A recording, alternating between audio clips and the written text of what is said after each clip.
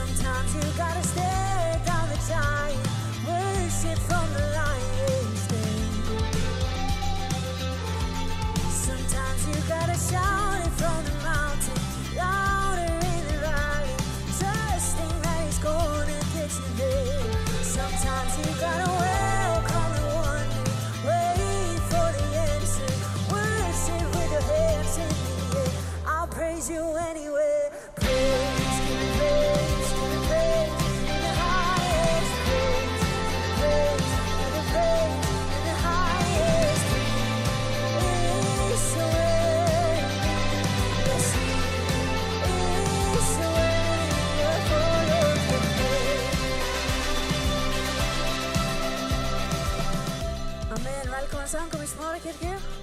Gaman að fá að vera með ykkur í dag og lofa Guð. Það stendur í Póstlagsögunni, 1. kafla 8. versi, en þér munu öðlast kraft heilagur andi kemur yfir yður, og þér munu verða vottarar mínir í Jerúsalem og allri Júdeu, í Samaríu og allt til endi marka jarðarinnar. Þegar heilagur andi þá kemur kraftur hans. Þegar heilagur andi mætir á svæðið þá lækning að finna, þá von að finna, þá líf á ný. Og við ætlum að lofa hann í dag, við ætlum að gefa honum alla okkar athygli, alla okkar bara alla dýrð og alla lóðgjörð, það ekki? Amen. Takk Jesus.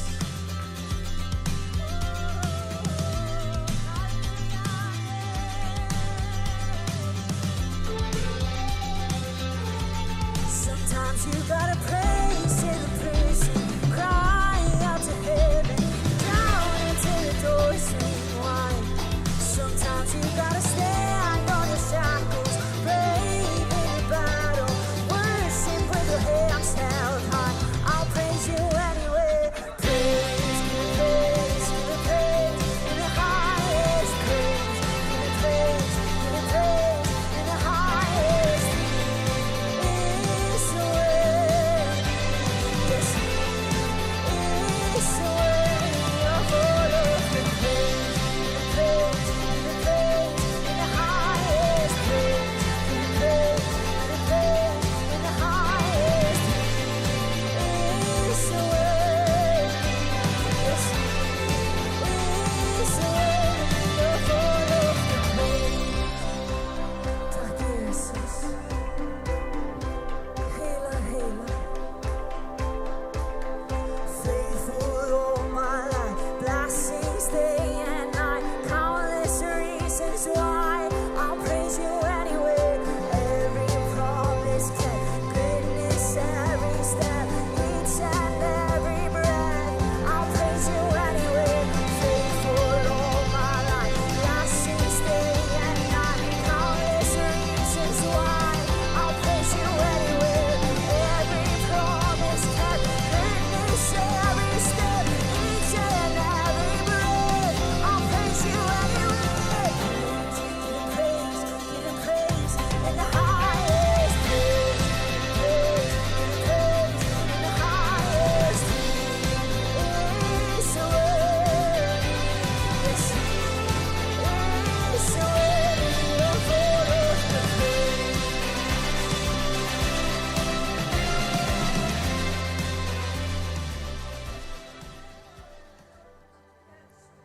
Takk Jesus. Heilaði Faðir, við lofum nafnið þitt í kvöld. Takk Drottinn.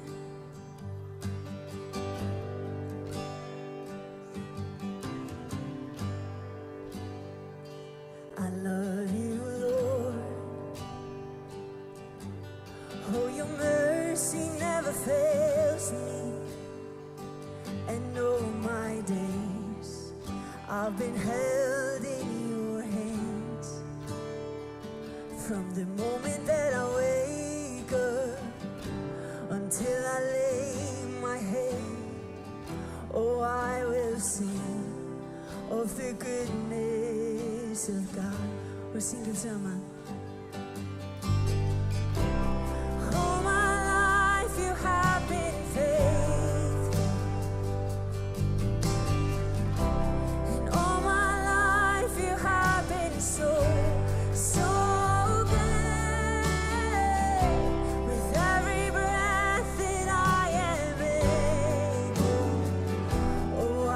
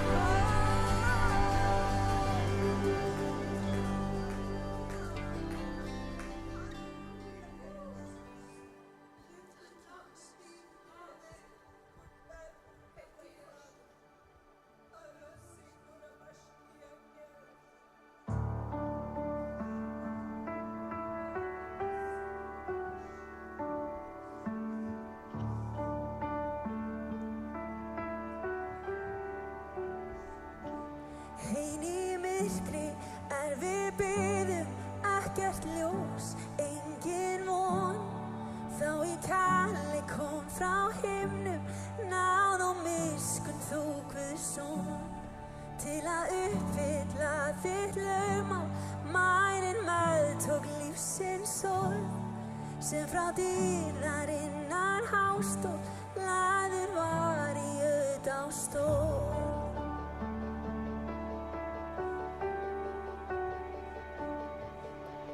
Löf sé Föður, Syninum, helgum Anda, þríeinum, Guði dýrðar hátignin, við eilífð hillum konunginn.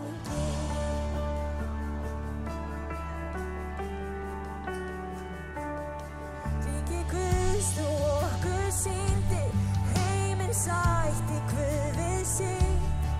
Alla sköpun endurleysti, fórst á krossinn fyrir mig. Alla þjáning þína barstu, því þú vissir tilganginn. Og að frelsun okkar varstu, lífið fyrir dauða þinn. Syngjum saman. Lof sé Föður, Syninum,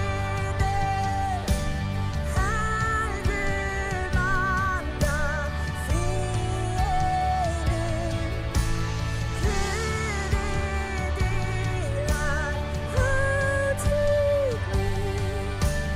við eilífð hillum konunginn.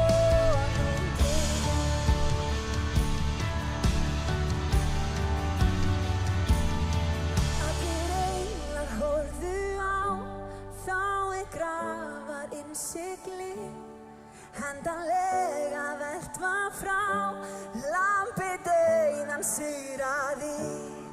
Dánir risu dauða frá, tákn og andköf himinn, því að allir koma þá, endurfæðir Faðirinn. Og þá kirkjan Krists var til, fyrir kraft og andans verk, sannleikanum gerir skinn, alltaf sönn og alltaf sterk, fyrir blóð og nafnið hans, laus úr fjötrum nú ég stíg, hann gefur sigurkrans, Jesús Kristur mitt leið.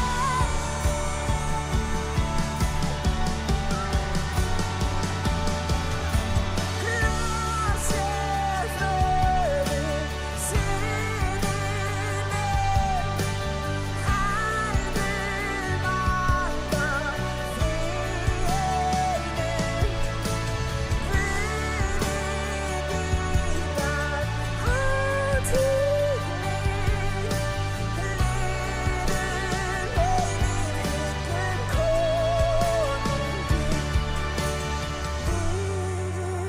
við eilífð hillum konunginn. Takk Jesús.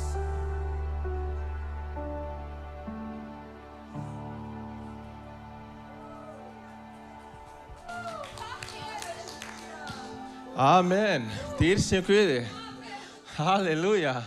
Eru þið ekki glöð að heilögum anda var útdelt á hvítasunnu í dag? Halleluja. Það gerir bara allan mun, sko, alla gæfu mun, sko, að hafa heilagan anda. Halleluja. Gleði og friður og kærleikur og fögnuður í heilögum anda. Amen. Vá. Hvað Guð er góður.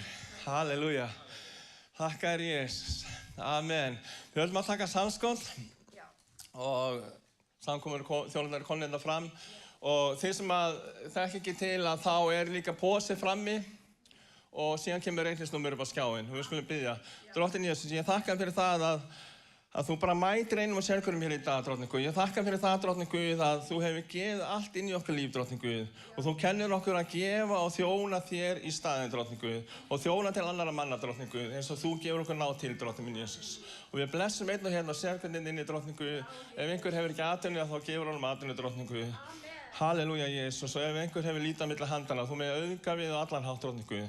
Bara allan hátt í okkar lífum. Í Jesú nafni biðjum við. Amen. Þetta var nú bara svona stutt talað. Ég fór á samkomu í Rivitjess í Finnlandi og ég hélt að hann væri búinn að predika. Hann var bara að tala um eitthvað 30 mínútur, 35 mínútur. Þá var hann bara að tala fyrir fórninni. Svo var þetta ekki samsköld.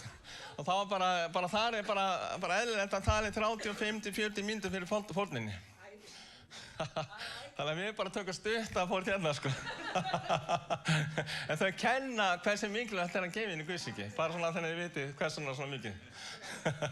Tala. Amen. Halleluja. Gjörðu svo vel.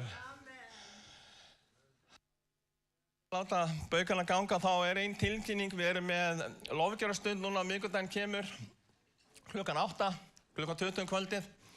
Þannig að allir eru velkomin að koma á lofgjör og bænastund þá. Amen. Halleluja, Jesus. Amen, drottinn. Þakka þér, Jesus. Já, drottinn. Halleluja. Halleluja, Jesus. Amen.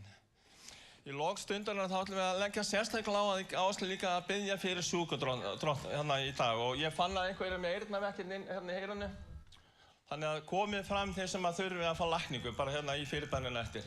Þeir að búið að predika orðið og amen. Ef við ekki bara standa núna upp og fara saman inn í lofgjörðina. Halleluja. Það er leyfilegt að dansa í húsi Guðs. Það er leyfilegt að hrópa. Það er leyfilegt að tjá gleðin í heilugum anda. Alveg.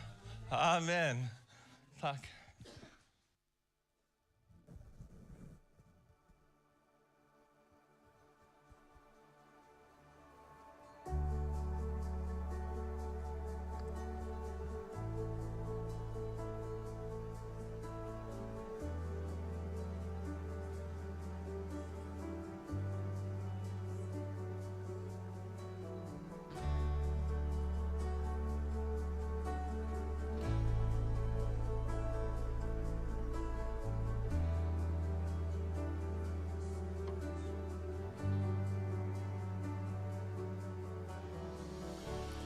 Here's where I lay it down, every burden, every crown.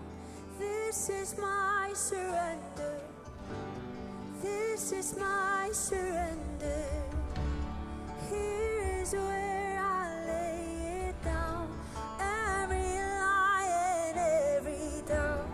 This is my surrender. And I will make room for you to do whatever you want to do whatever you want to. And I will make room for you to do whatever you want to.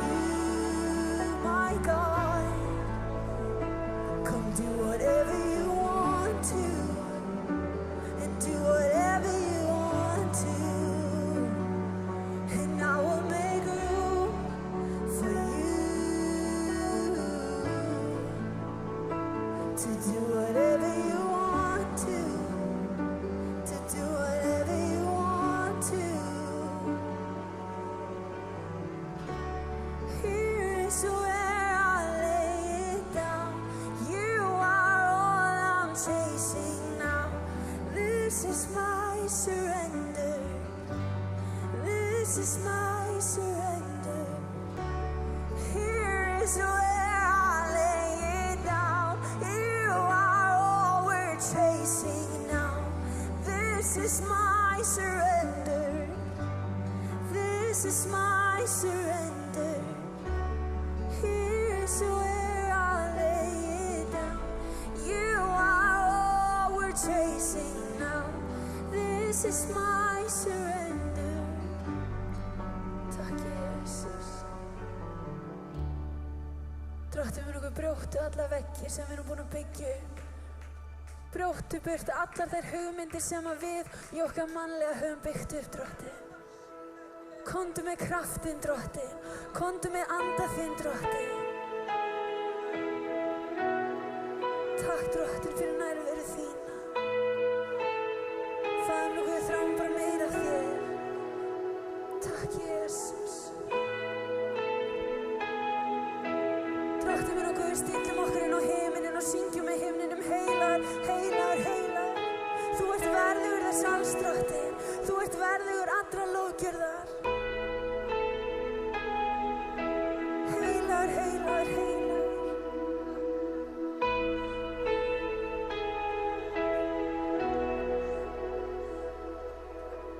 All the saints and angels bow before your throne. All the elders cast their crowns before the Lamb of God and sing, you are worthy of it all. You are worthy of it all. For from you are all things, and to you are all things. You deserve the glory.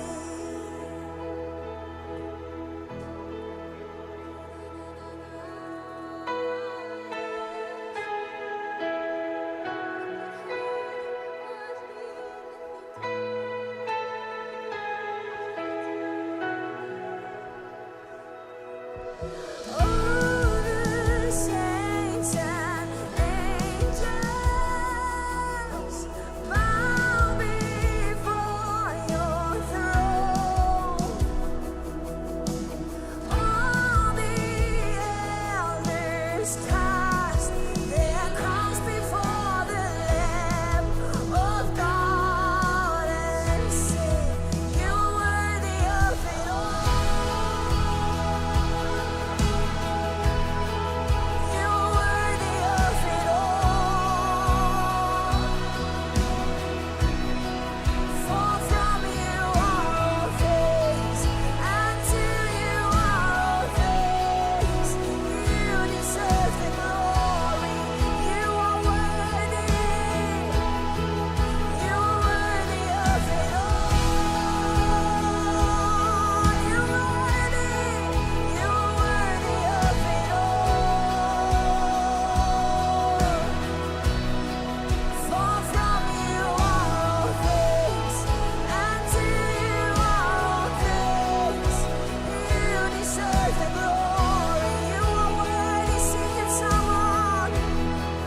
You are worthy of it all. Hallelujah. You are worthy of it all. For from you are all things, and to you are all things. You deserve the glory.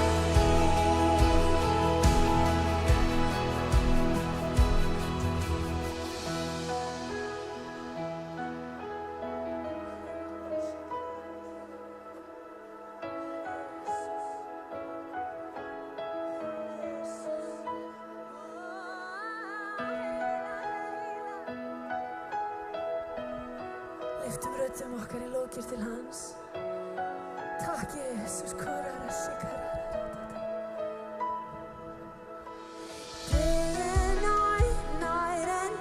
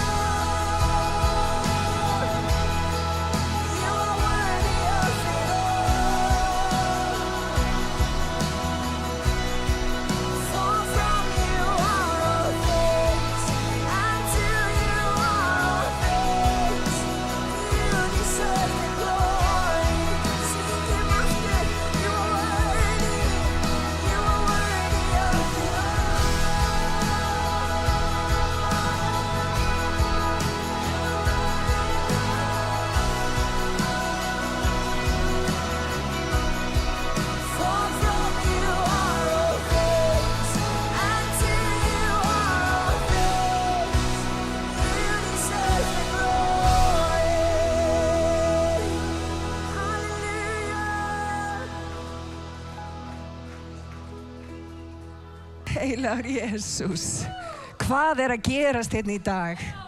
Halleluja, má ég heyra amen? Dýr sé Guði, hann kröftun, það kröftun nærvera heilasanda hér í dag sem sem mjög eðlilegt, svona hvítasunnudag. Amen, rísum á fætur. Hvernig væri að gefa Ingu Maríu og bara hljóðfæraleikur öllum? Gott klapp. Halleluja, Guð góður. Dýr sé þér Jesús. Mér langar til þess að fá stól hérna fremst. Árni, ef þú getur redda stóli hérna fremst. Hérna vatn, takk fyrir það. Við ætlum að fá Jóhannu til þess að setjast í þennan stól og við ætlum að biðja. Má ég heyra amen? Við ætlum að sjá þessa elsku rísa á fætur og upplifa algjöra lækningu í Jesú nafni. Líkaminn hennar búin að vera stríðinni verulega og við vitum það að sigur í Jesú nafni. Og við ætlum að smyrja hana með olíu og mig langar til þess að biðja ykkur öll að teygja hendur hingað til Jóhannu og við ætlum að biðja lækningu hér í dag. Þetta bara komið gott.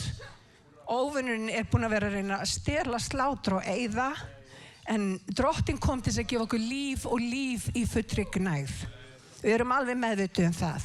Þannig við ætlum að biðja í dag og við ætlum að biðja algjöra heilsu og lækningu í Jesú nafni. Annað ekki í boði. Drottinn, við lyftum upp nafni þínu Jesús.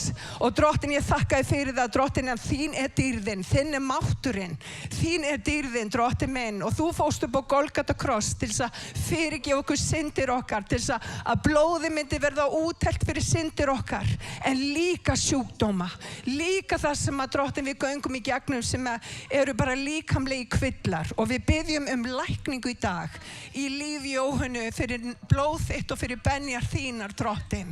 Og Drottinn, ég bið Jesús að það sem að óvinurinn hefur tekið, að þá gefur þú margfalt tilbaka. Það sem að óvinurinn hefur reynt að stela, Drottinn, að Drottinn, þá lofar þú, Drottinn minn, að þú gefur okkur tvöfalda blessun, Drottinn. Og við tökum við þeirri tvöfaldu blessun sem að þú hefur fyrir okkur. Og við tölum lækningu, við tölum heilbrigði, við tölum líf í gnægð, halleluja. Og Drottinn, ég bið Jesús að nærvera þín yfir skyggjana frá topp ofan í tær. Halleluja. Verður ertu lambi Guðs. Verður ertu lambi Guðs, halleluja. Og við skipum öllum, halleluja, öllum svona anda veikinda. Ég get ekki orða bara öðruvísi. Það stundum eins og segja andi veikinda sem að setjast yfir og ég bara skipa honum burt í Jesú nafni. Í Jesú nafni. Halleluja. Halleluja. Og eins og eitthvað sagði, not today, Satan. Halleluja. Í Jesú nafni. Hirabashikirabahaya. Árni, vilt þú biðja? Amen, Drottinn Jesús. Við bara tökum algjörðu vald í þínu nafni, Drottinn Guð. Þú sagði að leggja hendur til sjúka og þau myndu læknast, Drottinn Guð. Og ég þakka fyrir kraftaverkin sem ég sá í síðustu viku, Drottinn Guð. Og ég bara leysi lækningun inn í lífinu á Jónu, Drottinn Guð, núna, Jesús. Og ég skipa anda kranklinga og anda sjúkdóms og allt sem ekki frá þér. Ég skipa þig að víki þínu nafni, Drottinn Guð.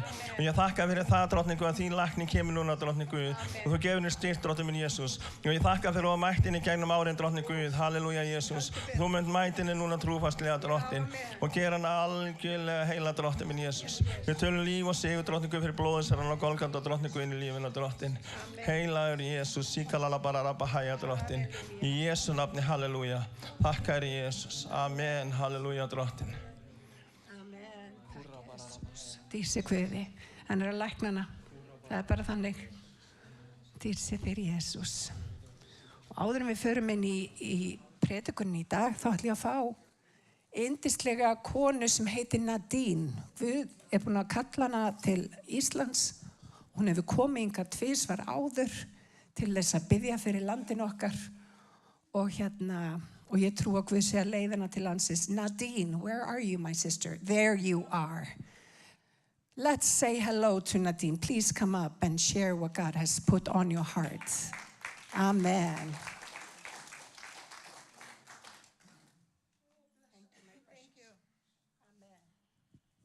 Thank you, Jesus.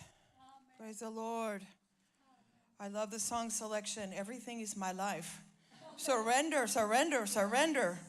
And then a little more surrender, please. Yes, quick story. You see me old. You see me a grandma. You see me modestly dressed. It wasn't always that way. I was young once. And I fell into trouble. And I even looked for love in the wrong places. Anybody ever look for love in the wrong places? There must be a universality to every testimony, okay? I know my Father in heaven writes a book about us, and he breathes us into being. And there are some chapters, the titles are the same. I think there's always one that's wandering around in circles. Anybody got that page? And you got that? Yes. Okay. So I think there's a commonality, and I want you to join me in that. All right. And so in my case, it's important, and it's important to Iceland, that I was a lesbian for 10 years. Okay, you guys hate me yet? Don't hate me. Don't hate me.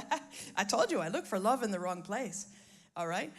And so all of these years, God brought me out, and I'll tell you a little bit about that. But even as he brought me out, I never had the nerve to tell my testimony because of fear of judgment. Okay. And so I had an agreement with God, and that was, okay, one by one. You send me a person, and I'll tell them what they need to know. Okay. And I know last time we were here with Wendy, you pointed it at me and said, you have a testimony. And I went, oh, no, it's Wendy. It's Wendy's testimony. And that's why. But the Lord told me this time, and I've been engaged with a burden for Iceland. A burden for Iceland. I asked for it, and I received it. And it's a burden. It's what I wake up in the middle of the night. It's what I pray before I go to bed. It's when my friends want to talk about something, I want to talk about Iceland. I want to talk about how God is going to move. I want to talk about how we're going to see big things. I want to talk about how you're not going to lose your children and your grandchildren. I want to talk about Iceland. I want to talk about Jesus in Iceland. And so this has been ongoing now, almost 18 months. 18 months. And on the first visit in January, I came with Savi. Do you guys remember Savi, the little young girl, 25, 26, beautiful spirit. She wasn't able to come on this trip, maybe next, okay? But we came, we prayed. That's all we did. We were in the 24-hour prayer room here. And then we went to... when we had a little free time, we went out and prayed in the Church of Iceland, downtown. We went around so boldly, but nonchalant, anointing the walls. As we went around, we evoked the blood of Jesus in that place. How many of you were there Friday night? Yeah. Yeah. And we evoked it, and we prayed to God for a Holy Spirit pouring out in that place. And so this last time we came, there was Wendy came with us. Remember Wendy? Yeah. Okay, and Savi. And we came to do the same thing, the three of us, again, another dose. But it was barred. We couldn't enter. So we said, okay, we pay the big money to go up in the tower And we shouted from the tower, the north, the south, the east, the west, bring revival. Bring home the captives. Bring sense to those who have lost their way. And we prayed. And we prayed. Okay, so I went home, and that was a great visit. Everything was checked off in the assignment list. I don't know, some of you remember when I first came here, God gave me a strange assignment to go find 10 people who participated in a revival 10 years ago. And so what happened was I ended up interviewing people in a lot of different churches. And I began to encourage them that God is bringing that revival. Hallelujah. Yes. And do we need to know the date? We don't need to know the date. Yeah, but he's coming. He's bringing it. He's bringing it. But when I got home from this trip, this is the thing. The Lord spoke to me clearly, and he said, before I pour out my spirit, I want my spirit poured out in the churches.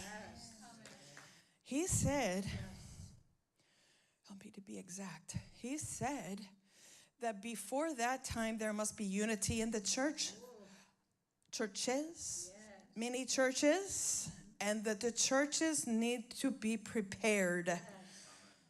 They need to be prepared for whoever and whatever walks in the door. How do we prepare? We prepare with a heart of love. Okay? And that's the thing. But then, even though we love them, and even though in a tender moment they say yes and run to an altar and kneel here and we pray with them the Savior's prayer. What about tomorrow? What about tomorrow when they tell a friend, hey, where were you last night? I was down at an altar crying my eyes out like a baby. That wasn't anything, wasn't real. And they could be talked out of it very easily. And God's not willing in this time, because the time is so short before Jesus returns. He's not willing to lose one. He's not willing to reach one and lose one. Now, you have heard the saying, we catch them and God cleans them, the fish or the people. It's true. It's true. But we have to keep them. If we lose them, God won't have a chance to clean them. You see? And I'm not limiting the hands of God. But they must see the love. Because in my testimony, I'll go back to it, I knew I was raised in the church and I had a relationship with the church. I had a religion experience, not a Jesus experience. And you know, it's very hard. I don't know if you've ever tried this, but it's really hard to live like a Christian, even if you are one. But imagine trying to live like a Christian when you're not. Can anybody relate to that? Without a relationship with Jesus, we're just acting.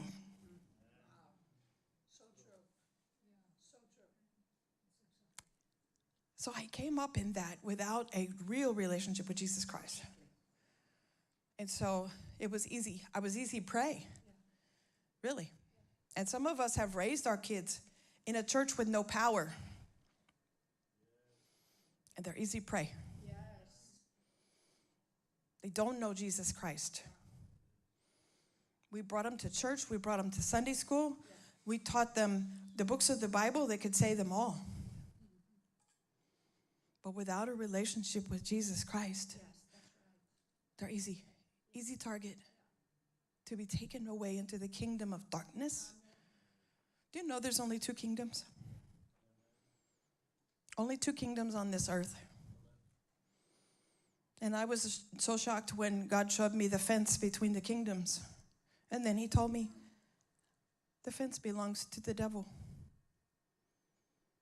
If a person is on the fence, they're already in the other kingdom. Jesus. So in my experience, I even knew word. You know. And so I wanted what I wanted. I thought I'd found a good thing.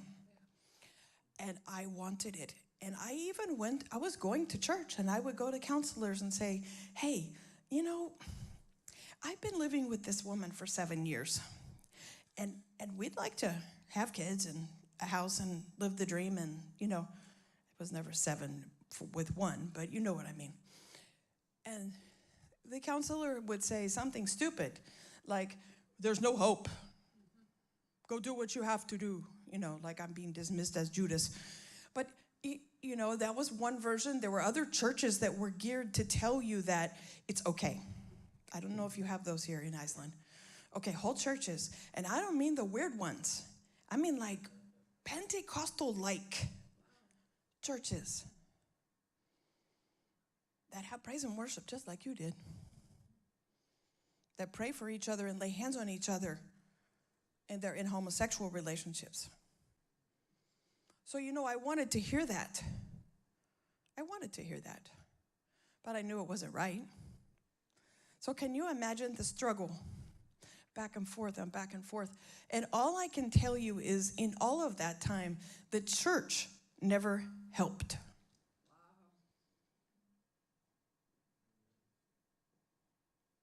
One day the Lord showed me, even though I'm out there, he showed me the person that I was with, he showed me her body in a casket. He said, choose. I'm like, oh God. So I said, fine. That's it. I'll go tell. So I said, look, this is done. God said so. And it wasn't a shock. It was a struggle for both of us, really. You think that these people are so far gone that they don't even think about God, but it isn't true. They're just afraid to come near to God because we've made them afraid that they're going to be zapped.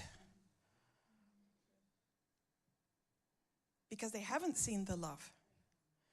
Because which one of us in this room has something that we wrestle with that eventually we will surrender? Even today at this moment, we have something we struggle with. We know God wants us to put it down. He's saying, drop it, don't pick that up. Don't pick up that attitude or that bad thinking or that cuss word or that liquor or that movie that you watch you shouldn't watch. We all wrestle. But we forget that people who are so-called living in sin, they wrestle too. But the Holy Spirit speaks clearly. But over time, his voice seems to become small because they're having to defend themselves. I was born this way, they might say. Or, this is just how I am. Have any of you ever said anything like that? About our bad attitudes? Or when we get angry? My father was this way, I'm this way. So it is universal, and that's what I'm hoping to convey to you. It is a universal problem. The answer is universal. The answer is Jesus. And the answer for the church is love. And I don't mean love and you can do what you want. God loves us so much that he will not leave us where he found us. Okay? And so one day I was driving down the road, even after partying that way, I'm like, okay, I'm going to fly solo for 1 year. I just leave it all. And God arrested me literally on the side of the road. I was overcome with his goodness. And I pulled to the side of the road and I cried like a baby. And that, even a thought, I'm not even talking desire because that's an icky word, but nothing. I don't want nothing to do with it. If I have to live my life by myself for the rest of my life in a purity and walk on the highway of holiness, I'll do it. And so it's been. But God granted the desires of my heart. I was able to adopt 7 children along the way. So the best part, I got the best part. But anyway, so in all of this, what happened was God told me, if I send you back, you have to tell your testimony. And so I'm here, so you have to hear it. But you see, what God really does want is he wants a unity amongst the churches. He wants people to come together. And I don't mean knock down your walls or lock up your church, or it's not that. But he wants people to be ready, even with a a new, I'm going to use this word, I don't like it, a new convert, a return soul, a person who comes home, whatever you want to call it. I don't know what this is, and I believe me, I've tried to know the name of it. But he wants us, the church, to be trained as disciples. And he wants you to make disciples. He doesn't want you to make converts. He doesn't want people to run to the altar and say yes, and then go, wake up the next morning, and here's the fact. You wake up the next morning so many times, you can't detect anything has changed. Because we know, and they need to understand, that we have three parts. We have our soul, our heart, our will, our emotions. We have our spirit and this body that we live in just to keep up with the atmosphere, okay? And so what changes immediately is the spirit. We're lit up. And after we're lit up, we have to renew our mind. Because most of the battlefields, most of the battles we ever fight in our entire life are in our mind. We have to learn how to deal with the thought. Even you watch a scary movie and you feel fear. Well, those thoughts can be interjected that somebody doesn't like me. Then you start to play that tape over and over. Where did that come from? Kick it out, pull it down. Don't let it become a stronghold. Rejection is the man who holds the door for all ever demon ever entered a man. Rejection. So it's like that. We have to learn how to control the mind and how to teach the people to go to the word. Yes. You know, even if they just take one pocket scripture. Yes. Today I'm carrying this one, almost like a fortune cookie, I'm sorry to say it, but like that.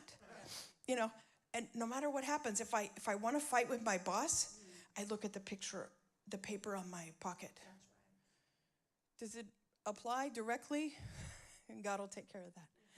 But the point is, no matter what happens in our life, we train the mind to go back to the word. Yes, I agree. We're stuck in traffic and we're frustrated and we want to call them something. Some name of some animal. Pull out the paper. Yes. Take your mind to the word. Yes. You see? So there's some survival techniques that these people need to know. And maybe we need to learn them together at first to teach it. So it relies on the word. It relies on seeing Jesus before us and a relationship with him at all times. It means that before we open the Bible, we look to Jesus first because he is the word. Yes. We're literally going to take a piece of him and put that word into us, and it becomes a part of us. And we have to teach them how to pray. That small little piece of paper that they pull out, they have to pray it. Whatever it is, all scripture is useful for this. Okay? Because without the Holy Spirit, we can't understand the Bible. But we can train our mind to go to the word. You trained your puppy dog to go outside. You trained your children to go to the right place. And it's the same thing, training the mind to go to the word. So this is the basis of it. I would hope that it's a 5-week session. I would hope that every church, and this is not this is what God showed me, is that every church would offer almost the same class. That's unity. Everybody can add their personal stories. Make it real so they can relate to it. But what when I talk to people for help, I said, I'm not totally qualified to do this. Can you help? Everybody said, no, discipleship takes a lifetime. Well, of course it does. It's a process. But what about something to save a person from falling in the first month they're a Christian? So that's the premise of it. That's the premise of it. And he said, if I come back, I have to tell you my story. So I did. God has been so good to me. Yes. Thank you. I love you guys too. God bless you. Amen, hugrökk. Rísum á fætur. Ég lofa að tala ekki lengi hér í dag. Halleluja. Mér langar að fá Gunnar minn til þess að biðja. Var ekki eitthvað orð sem að þú ætlar að koma með, Gunnar? Mjög stutt, mjög, núna ger ég þess að við pappans alltaf, mjög stutt. Það gaman að sjá að það margir komnir. Hérna er vers sem að þetta umbreytti mínu lífi allavega, því ég las þetta fyrst. Verið ekki hálfvolgir í áhuganum, verið brennandi í andanum, þjóni drottni. Það er mjög einfalt að koma á samkomu og vera hérna brennandi í andanum, bara all in hérna. En hvað ætlar að gera þú kemur út í mánudaginn? Hvað ætlar að gera næsta sunnudag? Næsta laugardag, út vikuna? Þannig að þetta er mitt orð til ykkar. Verið brennandi í andanum alla daga vikunar, ekki bara á sunnudagum, alla daga. Faðir, ég þakka þér að við fáum að þekkja þig betur í dag, Jesús. Ég bið Jesús að við megum bara fyllast að heilum anda, Jesús, vera brennandi, fara út í mánudaginn, út í vikuna, brennandi og vera með auga á þig, Jesús. Hjálpa okkur að gera mikið úr þér, Jesús, og lofa þig alla daga vikuna, Jesús, því að þú ert verður, Jesús. Þú fórst á krossin á Golgata og kláraðir verkið þitt. Þú sagðir að verkið er fullkomna, Jesús. Nú getum við gengið inn í það allra helgasta með djörfung, Jesús. Ég þakka þér, Jesús. Ég bið Jesús að við gefum þér alla lofgjörð, dýrð og heiður. Í Jesú nafni. Amen. Dísi Guði. Amen. Svo stolt af drengnum mínu. Fáðu ykkur sæti. Það er hvítasunnudagur, vinir. Það er hvítasunnudagur. Og það er svo frábær dagur í náttúrulega sögu kirkjuna því að kirkjan í rauninni var til á hvítasunnudag. Og það eru ákveðna leksíur sem að við getum lært þegar við lesum í postulasögunni þegar andi Guðs kom og hann kveikti í húsinu sem að við getum tilengað okkur í dag. Og vinir, það sem að Guð gerði þá, gerir Guð nú í dag. Hann er hinn sami í gær og í dag og alla eilífð. Hann hefur ekki brugðist og hann mun ekki bregðast, hann kemur aldrei of seint. Má ég heyra amen. Þannig að við ætlum að lesa saman, við ætlum að fara í postulasögunni í 2. kafla, 1. til 5. vers. Og það stendur svo að þá var upp runnin hvítasunnudagur, voru allir samar komnir á einum stað. Þá var skyndilega gnýr af himni eins og óveður væri að skella á og fyllti allt húsið. Þar sem að þeir voru. Þeim birtust tungur eins og eldi væru og hvíslust og settust á hvert og eitt þeirra. Og þeir fylltust heilugum anda og tók að tala öðrum tungum eins og andinn gaf þeim að mæla. Amen. Halleluja. Vinir, kirkjan var til í krafti. Hún var til í krafti heilags anda.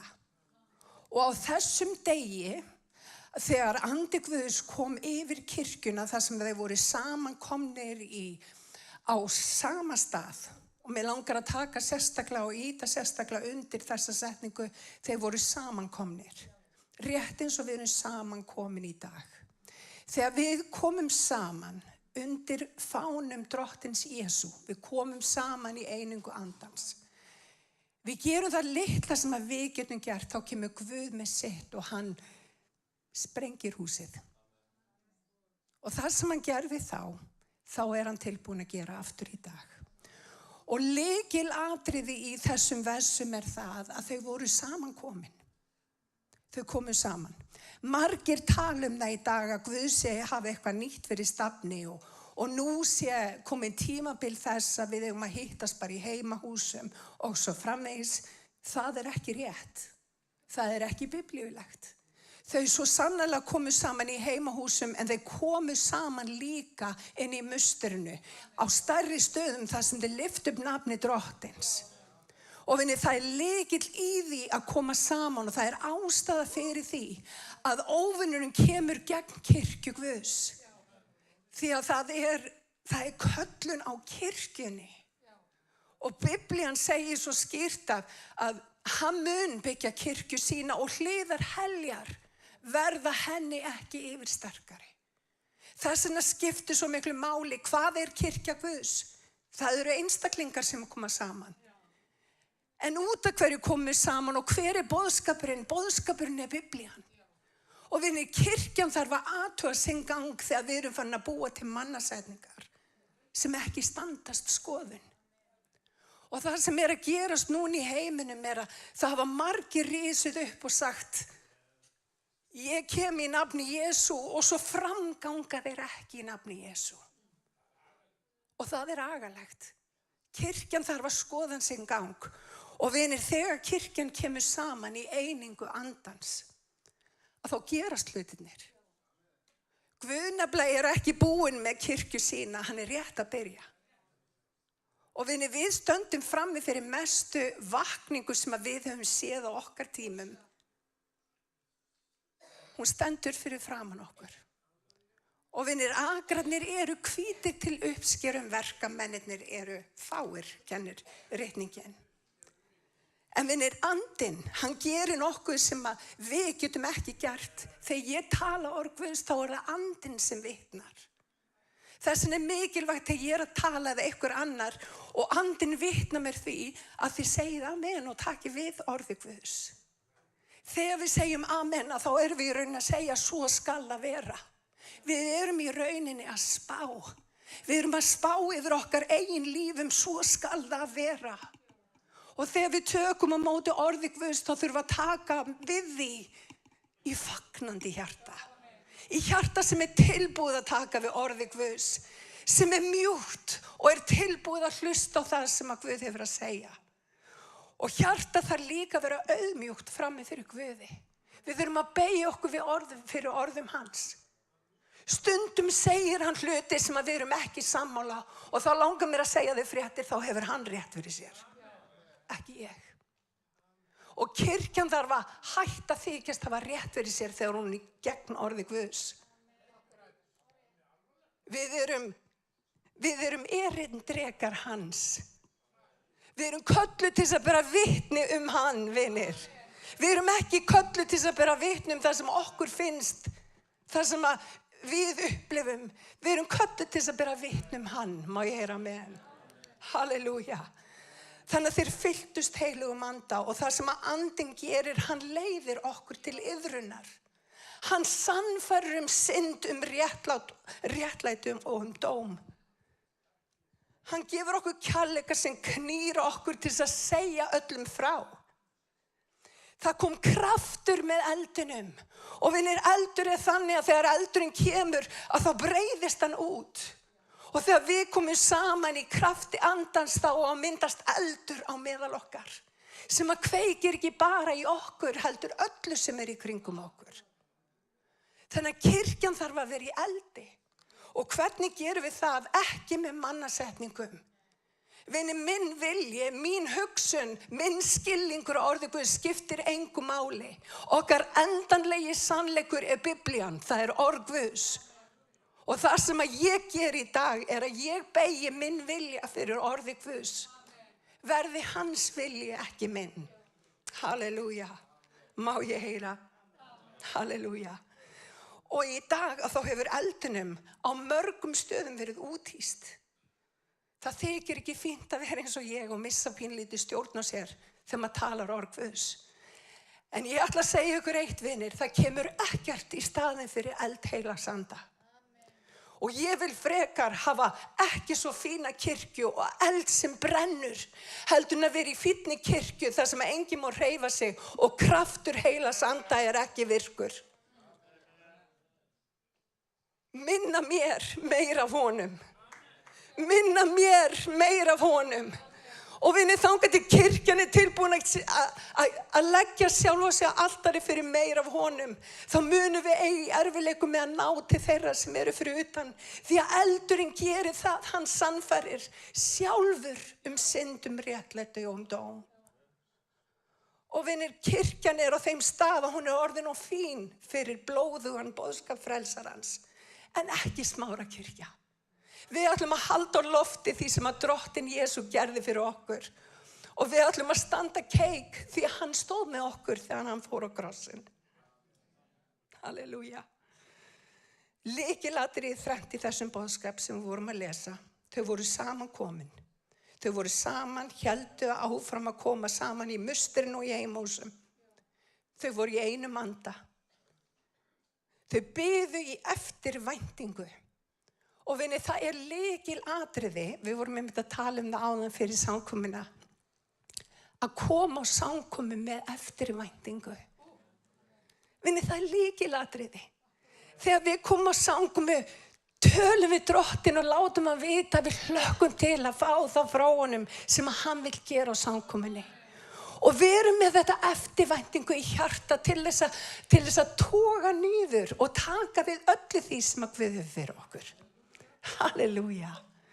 Og svo er sagt að þau hafi verið í einum anda. Og mér langar að skoða þetta orð, að vera í einum anda, hvað þýðir það? Nadine kom inn á það áðan, það þýðir að vera í einingu. Vinir, við erum ekkert öll eins, en við getum verið í einingu.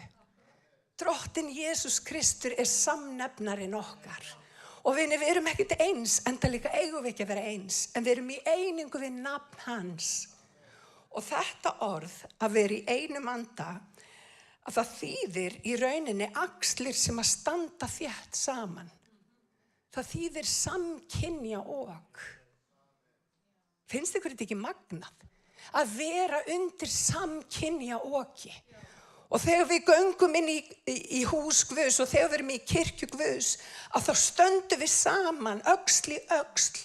Við stöndum saman og við göngum saman gönguna. Og það þýðir það að við erum öll samkynja, við erum með sama ok. Og við vitum það að Drottinn segir við okkur, ok mitt er indælt og byrðin er létt. Þegar við erum saman í einingu þá erum við undir samkynja oki. Og vinni, það þýðir það að við leyfum einhverjum öðrum að stjórna. Það er ekki við sem stýrum, það er Drottinn Jesús. Þannig að leyfum Guð að stýra og reynum, hættum að taka alltaf í stjórnataumunum. Og vinni, Guð er búin að vekja mig upp með svo miklum hætti núna síðustu vikur, mánuður og reyndar í 2 síðustu ár, þá hef ég oft fengið drauma frá Drottni.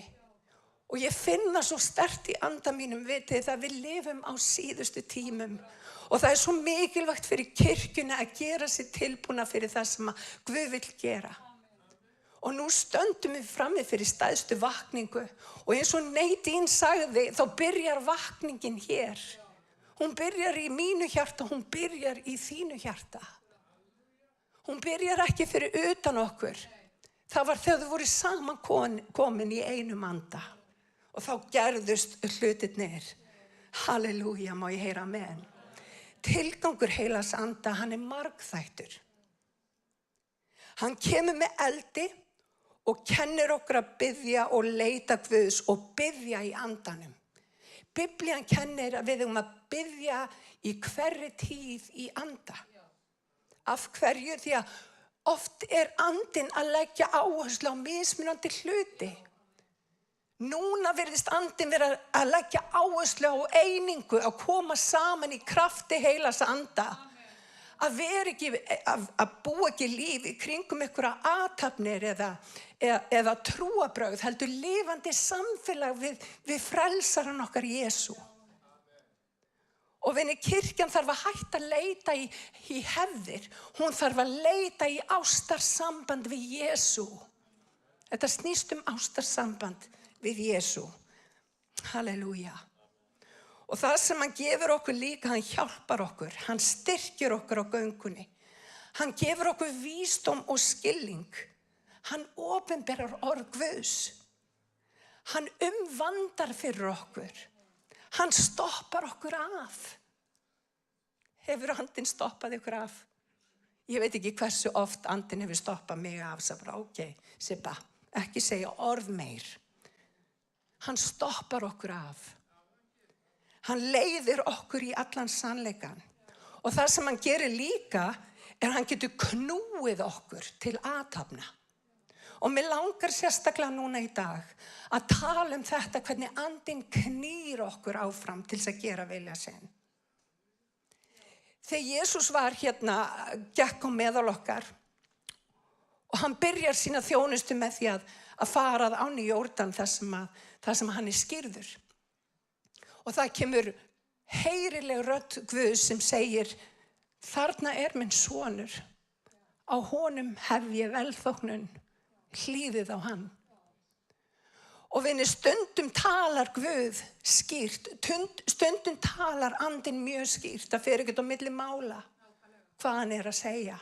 Það getur komið í formi þess að einhver talar inn í líf þitt eða þú bara heyrir skýrt röddu Guðs. En oftast nær gerir hann það ekki. Oftast nær finnum við bara í hjart okkar þar sem hann knýr okkur hingað og þangað. Hann knýr okkur til iðrunar. Hann knýr okkur jafnvel til þess að hafa áhrif á umhverfið okkar í kringum okkur. Og eftir þessa reynslu að þá knýr andinn Jesú eins og stendur, við skulum bara fara í þann ritningastaf, í Lúkas 4:1 að þá stendur, en Jesú sneri aftur frá Jórdan fullur af heilugum anda. Og hvað gerir andinn síðan? Andinn leiddi hann í 40 daga og var hann þá í eyðimörkinni. Hugsið ykkur, andinn leiddi hann í eyðimörk. Og vinni, það sem að andinn vill gera fyrir okkur í dag margþætt. Meðal annars að hjálpa okkur að vaxa og þroskast. Hjálpa okkur að vaxa upp til höfuðsins sem Kristur. Hvernig gerum við það? Jú, við heyrum orð. Það ekki nóg að heyra orð, við þurfum að gera orð.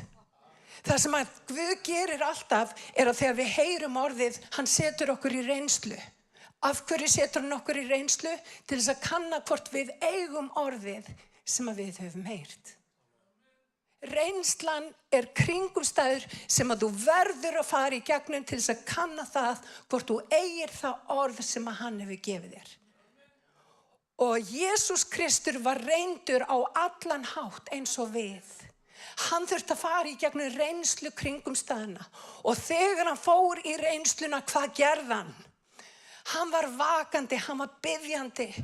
Og þegar óvinurinn kom með freistingar frammi fyrir honum, þá sagði hann við óvininn, ritað Hann lét ekki óvininn valta yfir sig, heldur sagði hann, ritað Og vinni, við þurfum að læra það þegar andinn knýr okkur út í óbyggðir. Við þurfum að læra þegar himinin virðist vera sem eir. Og þá þurfum að læra það að meir sá sem í okkur heldur en sá sem í heiminum. Má ég heyra amen? Og við þurfum að læra það að þegar Jesú gekk í gegnum reynslun þá eigum við að feta í hans spor. Þannig að við þurfum líka í gegnum reynslu kringumstæðnanna. Og í staðin fyrir að kvart og kveina, þá lofum við Guð í kringumstæðunum því að við vitum að hann býr í okkur, sá sem hefur sigrað allt, býr innan með þér. Vitið hvað það þýðir? Sá sem sigraði heiminn býr innan með þér. Sá sem að reis upp frá dauðum býr innan með þér. Sá sem heldur öllu uppi með hendi síni býr innan með þér. Það þýðir það að þú þarft ekki að óttast. Þú þarft ekki að hafa áhyggjur. Það eina sem að þú þarft að gera að vera í tengingu við heilagan anda. Heyra í honum á hverjum einasta degi. Og vita það hann mun vel fyrir sjá. Má ég heyra með? Halleluja. Þannig að Guð að kenna kirkju sinni að standa vígreif. Jafnvel þótt við förum í eyðimörkina. Jafnvel þótt við förum á tindana, það skiptir engu máli, hann hinn sami. Má ég heyra amen? Halleluja. Þannig að jafnvel Jesú fer í gegnum reynslun og andinn stundum knýr okkur á þann stað þar sem við verðum reynd. Það ekki til þess að meiða okkur. Það til þess að sjá gullið glansa í líf okkar. Eldraun kringumstæðana, eldurinn, hann hreinsar silfrið. Hann hreinsar gullið. Eldurinn hefur þann eiginleika að hann færi óhreinindin upp í gullinu til þess að hægt sé að draga þau frá. Þannig að eldraun kringumstæðna í rauninni gjöf frá Guði, má ég heyra amen. Halleluja, tísi Guði. Það ekkert margir sem eru sátti við það. Halleluja, en það bara staðreynd. Og hann líka, vitið það, ég hef oft fundið hann þegar hann leiði mig á þennan erfiða stað. En svo hefur hann líka leitt mig á topp, þið vitið, fjallstoppin. Og það líka stórkostlegt. Svo það annað sem heilagur andi gerir. Hann leiðir okkur stundum í veg fólks. Og þá svo mikilvægt að þekkja röddu heilags anda. Fyrir nokkrum mánuðum síðan, þá var ég í ræktinni. Ég átti góðan vin í ræktinni, karlkyns vin. Allir veit af þessu. Hann var 75-80 ára gamall. Yndislegur maður var læknir. Fyrir, einhverjum 50 ára síðan, 40 ára síðan, þá var hann læknir. Mjög öflugur krabbameinslæknir. Lúnakrabbameinslæknir. Nema hvað, hann lappar inn í ræktina einn dag og ég sé að það svona þungi yfir honum. Og ég heyri einhvern veginn heilagan anda bara einhvern veginn banka á brjóst mér og ég hugsaði, Sibba, þú verður að fara til Guðbrands og þú verður að tala við hann núna. Ég bara fann það svo skýrt. Og það það sem heilagur andi gerir. Hann talar til okkar. Hann segir okkur að gera hluti og stundum það bara óþægilegt og þú veist ekki alveg hvað skal segja. En andinn gefur þér orð að mæla. Og það sem ég ger það að ég fer til hans og ég segi, Guðbrandi minn, ég sé að það eitthvað ekki alveg í lagi hjá þér. Get ég eitthvað aðstoða þig? Og hann brotinn og hann segir, Sibba, vistu að það búið að taka hluta lungunum út að ég fekk krabbamein fyrir nokkur mánuð síðan. Ég var núna í myndatöku bara í byrjun vikunar og krabbinn kominn aftur. Og ég sé bara, og hann einhvern veginn segir við mig, hann segir, Sibba, þetta bara búið. Það bara þannig, ég veit alveg hversu alvarlegt, búin að sjá þessar myndir og svo framvegis. Og aftur, þá kemur andinn og hann bara, þið vitið þegar andi Guðs kemur yfir okkur, því bara verðið, það kemur eitthvað svona, og ég labba svona til hans og ég segi, Guðbrandur. Og ég nú ekkert svona rosalega djörf í ræktinni, ég segi, Guðbrandur. Ég ætla að biðja fyrir þig núna. Ég trúi að Guð ætla að lækna þig. Og ég segi bara við hann, Guðbrandur, ég trúi því að Guð ætla að lækna þig.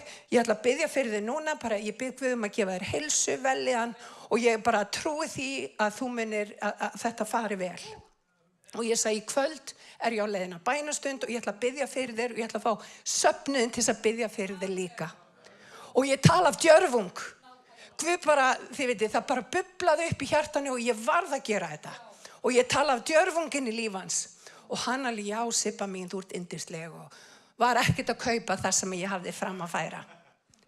En ég vissi að Guð hafði, það var heilagur andi sem var að leggja þetta hjarta mitt og ég bara varð að stíga fram. Nema hvað, ég fer á bænastundu kvöldið og ég fer að biðja og ég fer að biðja og ég virkilega trúi því út að Guð gaf mér þetta orð og ég vissi að Guð myndi snerta við líf hans. Ég sé ekki Guðbrand í svona cirka 2 vikur. Næst því ég sé hann þá labbar hann inn og hann eins og sólin. Hann eins og sólin þegar hann labbar inn. Og hann alveg veður að mér og hann bara, Sibba, gettu hvað? Og ég segi hvað? Það voru gerð eitthvað mistök. Það ekkert krabbamein í lungunum á mér. Og hann sagði, þetta mjög skrít út af ég hef aldrei séð svona mistök vera gerð. Það voru engin mistök, Guð læknaði hann. Guð læknaði hann. Og vinir, þess vegna skiptir máli að heyra röddu Guðs. Að við séum ekki bara hér fyrir okkur sjálf, heldur Guð hefur kallað til þess að vera erindreki hans. Halleluja. Og vinir, hefði ég ekki verið hlustandi á röddu Guðs, þá hefði ég mistað þessu magnaða tækifæri. Og vinir, það ekki bara ég sem að þarf að gera svona hluti, við eigum öll að vera erindrekar. Þess vegna svo mikilvægt að hneigja eyru sitt og heyra það sem andinn að segja við okkur. Hlustum. Guð að vekja upp kirkju sína, hlustum. Halleluja. Því hann notar okkur til að teygja sig til þeirra. Og vinir, til þess að framganga í vilja hans og heyra rödd hans og gera það sem að röddin talar, þá þarf það að þekkja röddina. með sama hætti og ég þekki alla. Ég þekki alla. Ef ykkur er óviss, þá þekki ég alla. Alli þarf ekki nema að horfa á mig með ykkur hætti og ég veit nákvæmlega hvað hann er að hugsa. Af hverju? Því ég á samfélag við alla. Ég elska alla. Þetta er maðurinn minn. Þetta er maðurinn minn.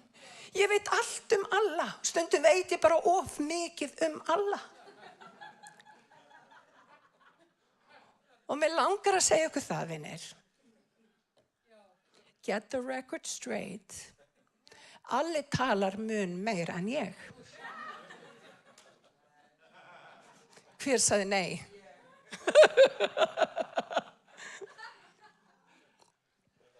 Ég stendi þetta í púltun átni, ég myndi ekki þora að segja ósatt okkur núna.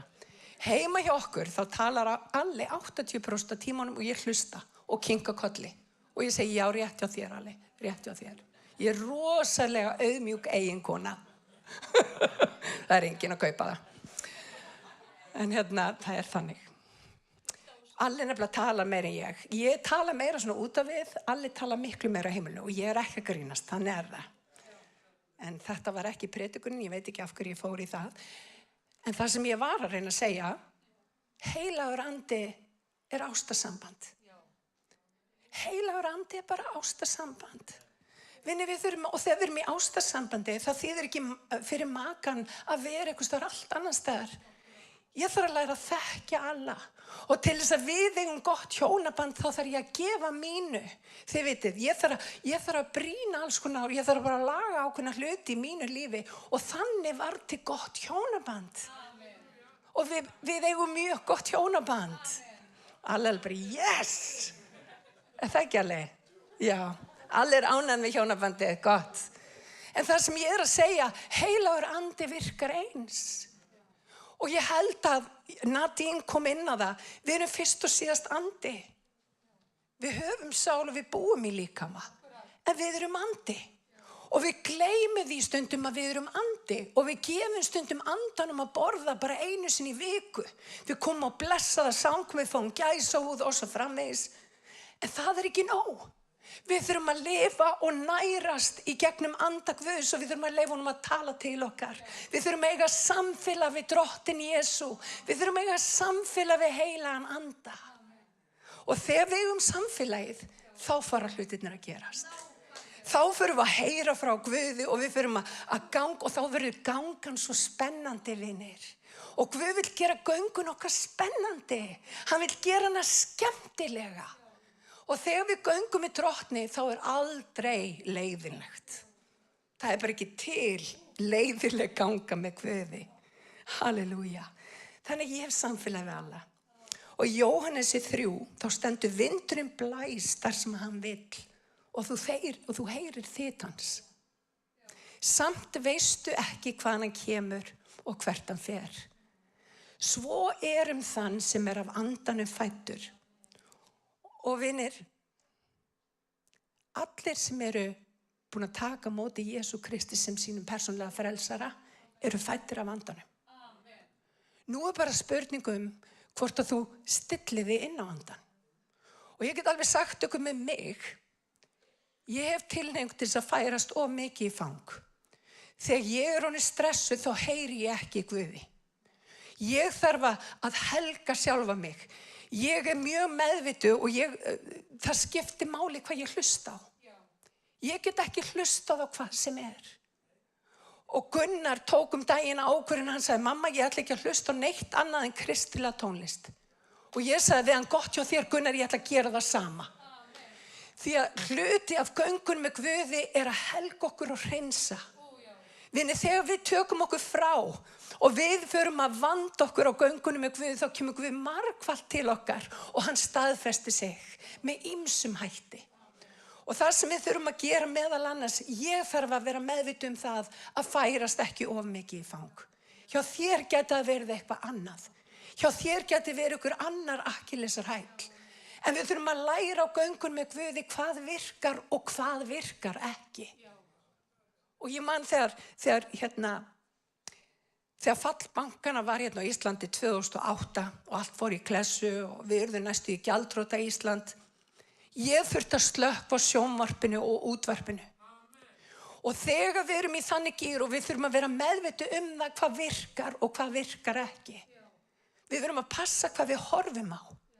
Ég get ekki hort á hvaða bíómyndi sem Guð í mínu hjarta leyfir það ekki. Og við þurfum að vera meðvituð það þegar andinn segir við okkur, ok, nú ertu komin of langt. Helgaði mér.